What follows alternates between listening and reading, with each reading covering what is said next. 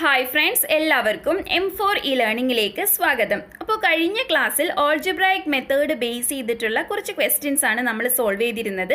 അപ്പോൾ ഇന്നത്തെ ക്ലാസ്സിലും ഓൾജിബ്രായിക് മെത്തേഡ് ബേസ് ചെയ്തിട്ടുള്ള കുറച്ചുകൂടി അഡ്വാൻസ്ഡ് ആയിട്ടുള്ള ക്വസ്റ്റ്യൻസ് ആണ് നമ്മൾ സോൾവ് ചെയ്യാൻ പോകുന്നത്. അപ്പോൾ ഈ ചാപ്റ്ററിൻ്റെ ലാസ്റ്റ് പാർട്ടാണ് ഇന്ന് നമ്മൾ പഠിക്കാൻ പോകുന്നത്. ഓക്കെ, അപ്പോൾ ആദ്യമായിട്ടാണ് നിങ്ങൾ ഈ ചാനൽ കാണുന്നതെങ്കിൽ എന്തായാലും ഒന്ന് സബ്സ്ക്രൈബ് ചെയ്തേക്കണം. അതോടൊപ്പം തന്നെ തൊട്ടടുത്തുള്ള ബെല്ലൈക്കണിൽ ഓൾ കൂടി ഒന്ന് മറക്കാതെ എനേബിൾ ചെയ്ത് വെച്ചിരിക്കണം. എങ്കിൽ മാത്രമേ ഞാൻ ക്ലാസ്സസ് അപ്ലോഡ് ചെയ്യുമ്പോൾ തന്നെ നിങ്ങൾക്ക് നോട്ടിഫിക്കേഷൻ ലഭിക്കുകയുള്ളൂ. അപ്പോൾ നമുക്ക് ഇന്നത്തെ ക്ലാസ്സിലോട്ട് കിടക്കാം. സോ നമുക്ക് ഫസ്റ്റ് ക്വസ്റ്റ്യൻ എന്താണെന്ന് നോക്കാം. ക്വസ്റ്റ്യൻ ഇതാണ്: Ticket rate for science exhibition is 10 rupees for a child and 26 rupees for an adult. 740 rupees was got from 50 persons. How many children among them? അതായത് ഒരു സയൻസ് എക്സിബിഷൻ ഉണ്ട്. അതിൽ പങ്കെടുക്കണം എന്നുണ്ടെങ്കിൽ ടിക്കറ്റ് റേറ്റ് കുട്ടികൾക്ക് 10 രൂപയും മുതിർന്നവർക്ക് 26 രൂപയുമാണ്. അതായത് ഓരോ കുട്ടിയും 10 രൂപ വെച്ച് കൊടുക്കണം. ഓരോ മുതിർന്ന ആളും എത്ര രൂപ വെച്ച് കൊടുക്കണം? 26 രൂപ വെച്ച് കൊടുക്കണം. ഓക്കെ, ഇനി എന്താ ക്വസ്റ്റ്യനിൽ പറഞ്ഞിരിക്കുന്നത്? 740 രൂപ 50 ആളുകളിൽ നിന്നും ലഭിച്ചു. അതായത് ടോട്ടൽ എത്ര ആളുകളാണ് എക്സിബിഷനിൽ പങ്കെടുത്തത്? 50 പേര് പങ്കെടുത്തു. അതിൽ കുട്ടികളുമുണ്ട് മുതിർന്നവരുമുണ്ട്. അപ്പോൾ എത്ര കുട്ടികളുണ്ട് എത്ര മുതിർന്നവരുണ്ട് എന്ന് നമുക്കറിയില്ല. പകരം എന്തറിയാം? ടോട്ടൽ 50 ആളുകളുണ്ട് എന്നറിയാം. ഈ 50 പേരിൽ നിന്നും കളക്ട് ചെയ്തത് എത്ര രൂപയാണ്? 740 രൂപയാണ്. അപ്പോൾ ഇത്രയും കാര്യങ്ങളാണ് ക്വസ്റ്റ്യനിൽ പറഞ്ഞിരിക്കുന്നത്. ഇത്രയും ഡീറ്റെയിൽസ് വെച്ചിട്ട് നമ്മൾ എന്ത് കണ്ടുപിടിക്കണം? എത്ര കുട്ടികളാണ് എക്സിബിഷനിൽ പങ്കെടുത്തത് എന്ന് കണ്ടുപിടിക്കണം. ഓക്കെ, സോ ആദ്യം തന്നെ ticket rate for a child is equal to 10 rupees അല്ലേ? ടിക്കറ്റ് റേറ്റ് ഫോർ അഡൾട്ട് എത്രയാണ്? 26 റുപ്പീസ് ആണ്. ടോട്ടൽ നമ്പർ ഓഫ് പീപ്പിൾ 50 ആണ്. അതും ചോദ്യത്തിൽ തന്നിട്ടുണ്ട്. അപ്പോൾ ഇത്രയും കാര്യങ്ങൾ നമുക്ക് ചോദ്യത്തിൽ നിന്ന് തന്നെ എഴുതാവുന്നതാണ്. ഇനി നമുക്ക് കണ്ടുപിടിക്കേണ്ടത് നമ്പർ ഓഫ് ചിൽഡ്രൻ ആണ് അല്ലേ? അപ്പോൾ നമുക്ക് എന്ത് ചെയ്യണം? നമ്പർ ഓഫ് ചിൽഡ്രനെ നമുക്ക് എക്സ് ആയിട്ട് അസ്യൂം ചെയ്യാം. മൊത്തം 50 ആളുകളാണുള്ളത്. അതിൽ എക്സ് പേര് കുട്ടികളാണ്. അങ്ങനെയാണെങ്കിൽ മുതിർന്നവരുടെ എണ്ണം എങ്ങനെ കിട്ടും? 50-ൽ നിന്നും ഈ എക്സിനെ മൈനസ് ചെയ്താൽ മതി അല്ലേ? 50-ൽ നിന്നും എക്സ് കുറച്ച് കഴിഞ്ഞാൽ എത്ര മുതിർന്ന ആളുകളുണ്ട് എന്ന് കിട്ടും. So number of adult is equal to എത്രയാണ്? 50 മൈനസ് എക്സ്. ഓക്കെ, ഇനി ചോദ്യത്തിൽ തന്നിട്ടുള്ള മറ്റൊരു കാര്യമാണ് 740 rupees was got from 50 persons. 50 ആളുകളിൽ നിന്നും 740 റുപ്പീസ് ആണ് ലഭിച്ചിരിക്കുന്നത്. അതായത് ആകെ തുക ലഭിച്ചത് 740. മൊത്തം എത്ര ആളുകളുണ്ട്? 50 ആളുകളുണ്ട്. അതിൽ എക്സ് ആളുകൾ കുട്ടികളും 50 മൈനസ് എക്സ് ആളുകൾ മുതിർന്നവരുമാണ്. ഓക്കെ, അങ്ങനെയാണെങ്കിൽ നമുക്ക് എങ്ങനെ ഇക്വേഷൻ ഫോം ചെയ്യാം? 10 രൂപ വെച്ച് എത്ര കുട്ടികളുണ്ട്? എക്സ് കുട്ടികളുണ്ട്. അപ്പോൾ കുട്ടികൾ മൊത്തത്തിൽ എത്ര രൂപ കൊടുക്കണം? 10 ഇൻറ്റു എക്സ് രൂപ കൊടുക്കണം. മുതിർന്ന ആൾക്കാർ ഓരോരുത്തരും 26 രൂപ കൊടുക്കണം. അവരെത്ര പേരുണ്ട്? 50 മൈനസ് എക്സ് പേരുണ്ട്. സോ അവരെത്ര രൂപ മൊത്തം കൊടുക്കണം? 26 ഇൻറ്റു 50 മൈനസ് എക്സ്. അതെന്തിനോട് സമമായിരിക്കും? 740-ന് ഈക്വൽ ആയിരിക്കും. സോ നമ്മുടെ ഇക്വേഷൻ എന്തായി? 10x plus 26 into 50 minus x is equal to 740. ഇനി ഇതെങ്ങനെ സോൾവ് ചെയ്യാം? 10x അങ്ങനെ തന്നെ എഴുതുക. 26 ഈ 50-നും എക്സിനും ബാധകമാണ്. സോ 26 ഇൻറ്റു 50 ചെയ്യണം. അതുപോലെ മൈനസ് 26 ഇൻറ്റു എക്സും ചെയ്യണം. സോ അതുപോലെ ഇവിടെ എഴുതുക 26 into x minus 26 x is equal to 740. ഇനി എന്ത് ചെയ്യണം? എക്സ് എല്ലാം ഒരു സൈഡിലും നമ്പേഴ്സ് എല്ലാം മറ്റേ സൈഡിലേക്കും ആക്കണം. ഓക്കെ, അപ്പോൾ നമുക്കിവിടെ ആദ്യം 10x മൈനസ് 26x എത്രയാണെന്ന് നോക്കാം. 10x മൈനസ് 26x ആണ്.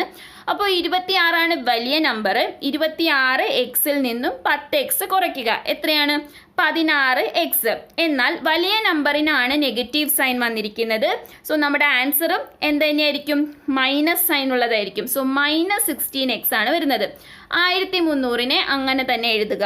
So 1300 minus 16x is equal to 740 എന്നായി. ഇനി എന്ത് ചെയ്യാം? ഈ 740-നെ ഈ സൈഡിലേക്ക് കൊണ്ടുവരിക. മൈനസ് 16 ഇപ്പുറത്തെ സൈഡിൽ കൊണ്ടുവരിക. അപ്പോൾ 740 ഇപ്പുറത്ത് വരുമ്പോൾ -740 ആവും. -16x ഇപ്പുറത്ത് വരുമ്പോൾ എന്താവും? +16x ആവും.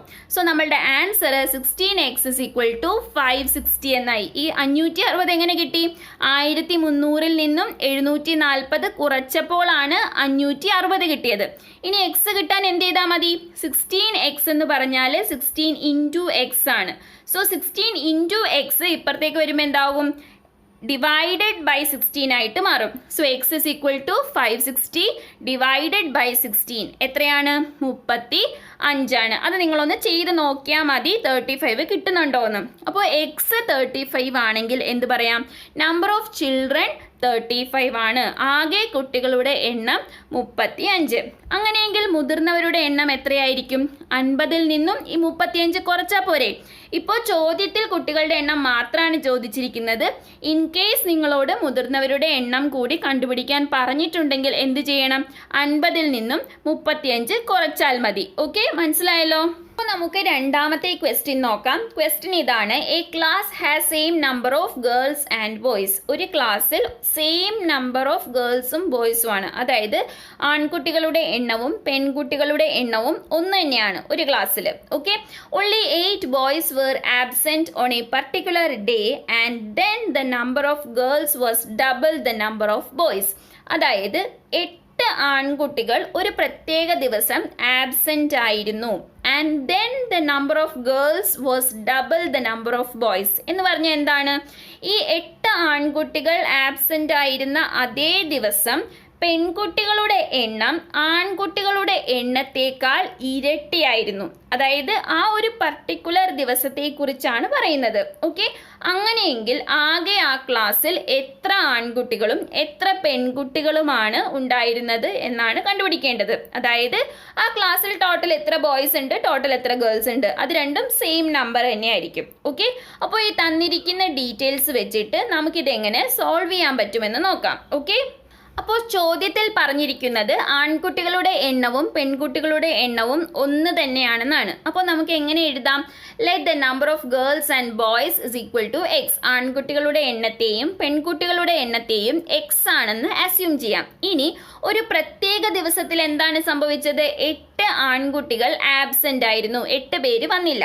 അപ്പോൾ നമ്പർ ഓഫ് ബോയ്സിന് നമുക്ക് എങ്ങനെ എഴുതാം? ശരിക്കും എക്സ് നമ്പർ ഓഫ് ബോയ്സ് ആണ്. അതിൽ 8 പേര് വന്നില്ലെങ്കിൽ എത്ര പേര് പ്രസന്റ് ആയിരിക്കും? x-8 ബോയ്സ് ആണ് അന്നത്തെ ദിവസം ക്ലാസ്സിലുള്ളത്. ഇനി ക്വസ്റ്റ്യനിൽ പറഞ്ഞിരിക്കുന്നതനുസരിച്ച് ഗേൾസിന്റെ എണ്ണം എന്താണ് അന്നത്തെ ദിവസം? ബോയ്സിന്റെ എണ്ണത്തിന്റെ ഇരട്ടിയാണ് അല്ലെ? അതായത് 2 × x-8. പക്ഷേ ഗേൾസിന്റെ എണ്ണം ശരിക്കും എന്താണെന്നാണ് നമ്മൾ ആദ്യം പറഞ്ഞത്? എക്സ് ആണ് അല്ലേ? അപ്പോൾ ഈ എക്സിനെ 2 × x-8 നമുക്ക് ഈക്വേറ്റ് ചെയ്യാലോ, ശരിയല്ലേ? ഗേൾസിന്റെ എണ്ണം എക്സ് ആണ്, എന്നാൽ ഒരു പ്രത്യേക ദിവസം ബോയ്സ് കുറച്ചുപേര് ആബ്സെന്റ് ആയതുകൊണ്ട് ഗേൾസിന്റെ എണ്ണത്തെ എങ്ങനെ നമ്മൾ പറഞ്ഞു? 2 × x-8 എന്ന് പറഞ്ഞു. സോ ഈ എക്സിനെ നമുക്ക് 2 × x-8 ഈക്വേറ്റ് ചെയ്യാം. ഓക്കെ, അപ്പോൾ എന്താവും? x is equal to 2x minus 16. ഇനി -16 ഇപ്പുറത്തേക്ക് വരുമ്പോൾ എന്താവും? +16 ആവും. x ഇപ്പുറത്തെ സൈഡ് വരുമ്പോൾ എന്താവും? -x ആവും. സോ 2x minus x തന്നെയാണ്. 16 is equal to x എന്ന് കിട്ടി. അതെന്ന് വെച്ചാൽ എന്ത് തന്നെയാണ്? x is equal to 16. അപ്പോൾ x എന്ന് പറഞ്ഞാൽ എന്താണ്? നമ്പർ ഓഫ് ഗേൾസും നമ്പർ ഓഫ് ബോയ്സും. So number of girls and boys is equal to എത്രയാണ്? 16 ആണ്. ഇനി ആ പ്രത്യേക ദിവസത്തെ കാര്യം നമുക്കൊന്ന് ചെക്ക് ചെയ്ത് നോക്കാം.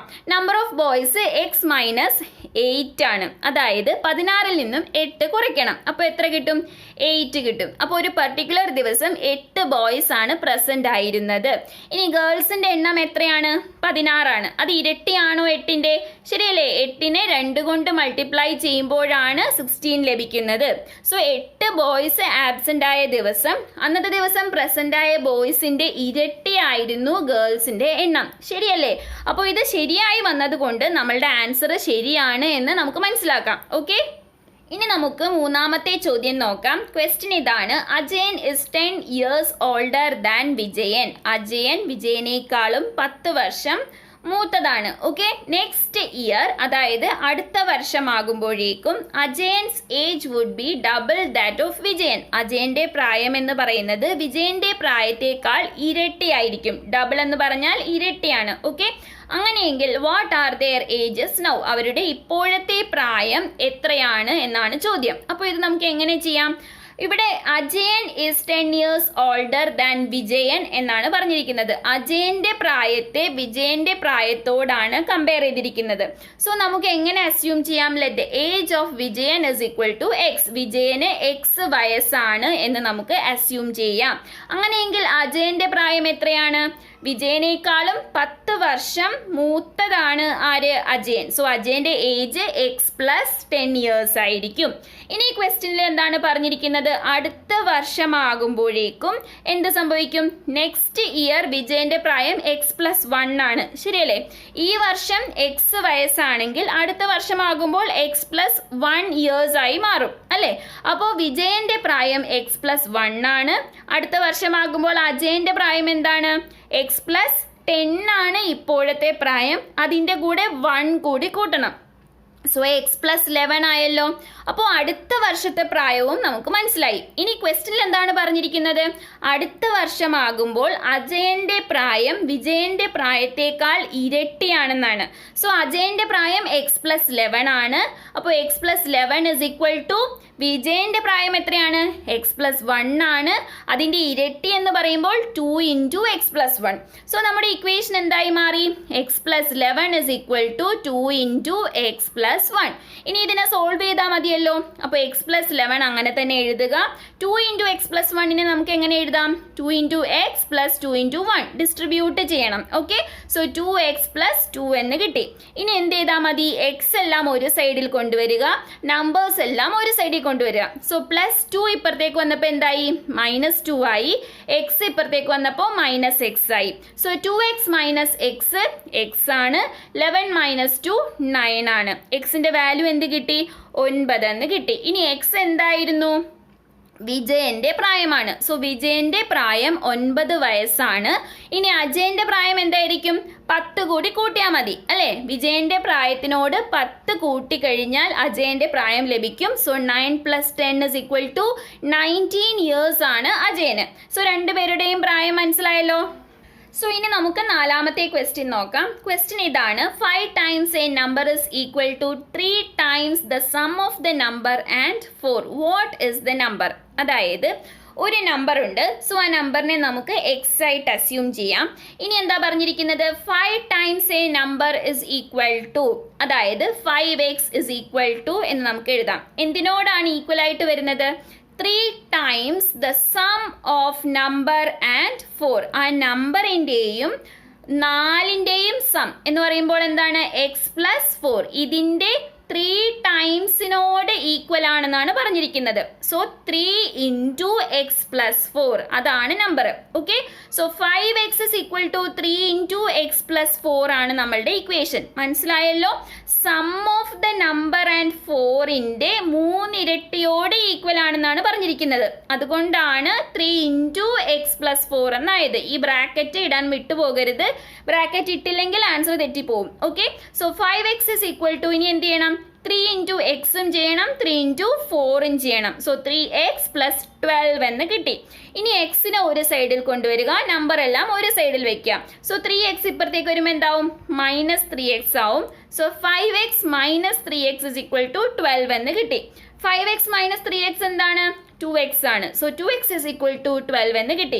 ഇനി 2 into x is equal to 12 എന്നാണ് അല്ലേ? സോ ഇൻറ്റു 2 ഇപ്പുറത്തേക്ക് വരുമ്പോൾ എന്താവും? ഡിവൈഡഡ് ബൈ 2 ആവും. സോ 12 ഡിവൈഡഡ് ബൈ 2 എന്താണ്? 6 ആണ്. So x is equal to 6. അപ്പോൾ നമ്മുടെ നമ്പർ എന്താണ്?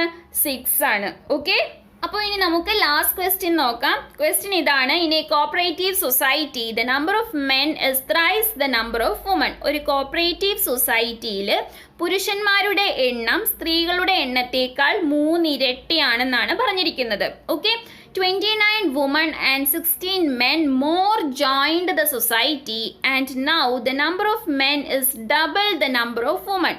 പിന്നീട് എന്ത് സംഭവിച്ചു? 29 സ്ത്രീകളും 16 പുരുഷന്മാരും അധികം സൊസൈറ്റിയിലേക്ക് വന്നു ചേർന്നു. അപ്പോൾ എന്താണ് സംഭവിച്ചത്? Number of men double the number of woman ആയി. പുരുഷന്മാരുടെ എണ്ണം സ്ത്രീകളുടെ എണ്ണത്തേക്കാൾ ഇരട്ടിയായി മാറി. ആദ്യം എങ്ങനെയായിരുന്നു? പുരുഷന്മാരുടെ എണ്ണം സ്ത്രീകളുടെ എണ്ണത്തിൻ്റെ 3 ഇരട്ടിയായിരുന്നു. പിന്നീട് 29 സ്ത്രീകളും 16 പുരുഷന്മാരും കൂടി ചേർന്നപ്പോഴാണ് പുരുഷന്മാരുടെ എണ്ണം സ്ത്രീകളുടെ എണ്ണത്തേക്കാൾ ഇരട്ടിയായി മാറിയത്. So how many women were there in the society at first?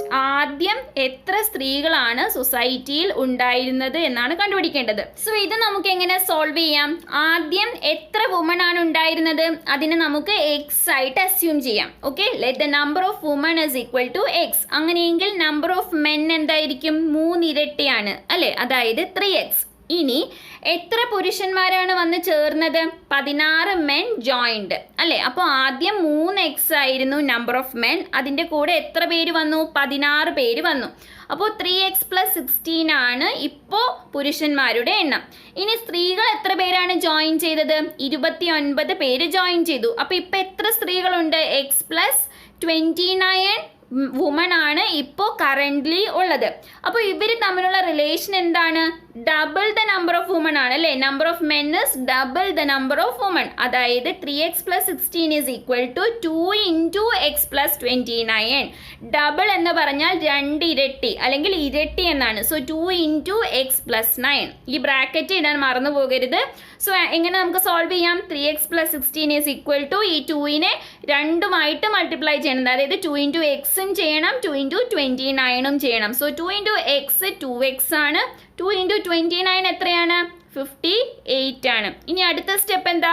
X എല്ലാം ഒരു സൈഡിൽ കൊണ്ടുവരിക, നമ്പേഴ്സ് എല്ലാം ഒരു സൈഡിൽ കൊണ്ടുവരിക. So 3x - 2x. 2xനെ ഇപ്പുറത്തേക്ക് കൊണ്ടുവന്നപ്പോൾ -2x ആയി. +16 ഇപ്പുറത്ത് വരുമ്പോൾ എന്താവും? -16 ആവും. സോ 3x - 2x x ആണ്. 58 നിന്ന് 16 കുറച്ചാൽ എത്ര കിട്ടും? 42 കിട്ടും. So x is equal to 42 എന്ന് കിട്ടി. ഇനി x എന്താണ്? നമ്പർ ഓഫ് വുമൺ ആണ് അല്ലേ, അതല്ലേ നമുക്ക് കണ്ടുപിടിക്കേണ്ടത്. So number of woman is equal to 42 എന്ന് നമുക്ക് കിട്ടി. ഓക്കെ, ഇനി നമ്പർ ഓഫ് മെൻ എത്രയാണെന്ന് ചോദിച്ചാൽ എന്ത് കണ്ടുപിടിച്ചാൽ മതി? 42 × 3 എത്രയാണെന്നുള്ളത് കണ്ടുപിടിച്ചാൽ മതി. ഓക്കെ, അപ്പോൾ ഇന്നത്തെ ഈ ക്ലാസ്സോട് കൂടി ഇക്വേഷൻസ് എന്ന ചാപ്റ്റർ നമ്മൾ കംപ്ലീറ്റ് ചെയ്തിട്ടുണ്ട്. ടെക്സ്റ്റ് ബുക്കിലുള്ള എല്ലാ ക്വസ്റ്റ്യൻസും നമ്മൾ സോൾവ് ചെയ്താണ് പോയിട്ടുള്ളത്. അപ്പോൾ നിങ്ങൾക്ക് ഈ ചാപ്റ്റർ നന്നായിട്ട് മനസ്സിലായിട്ടുണ്ടാകും എന്ന് വിചാരിക്കുന്നു. അപ്പോൾ നിങ്ങളുടെ അഭിപ്രായങ്ങളും നിർദ്ദേശങ്ങളും കമൻറ്റായി അറിയിക്കാൻ മറക്കരുത്. അതുപോലെ ഇതുവരെ സബ്സ്ക്രൈബ് ചെയ്യാത്ത ആരെങ്കിലും ഉണ്ടെങ്കിൽ എന്തായാലും ഒന്ന് സബ്സ്ക്രൈബ് ചെയ്തേക്കണം. അതുപോലെ തന്നെ വീഡിയോയുടെ ലിങ്ക് നിങ്ങളുടെ ഫ്രണ്ട്സിന് ഷെയർ ചെയ്ത് കൊടുക്കാനും മറക്കരുത്. അപ്പോൾ അടുത്ത ചാപ്റ്ററുമായി കാണുന്നത് വരെ താങ്ക് യു ഫ്രണ്ട്സ്.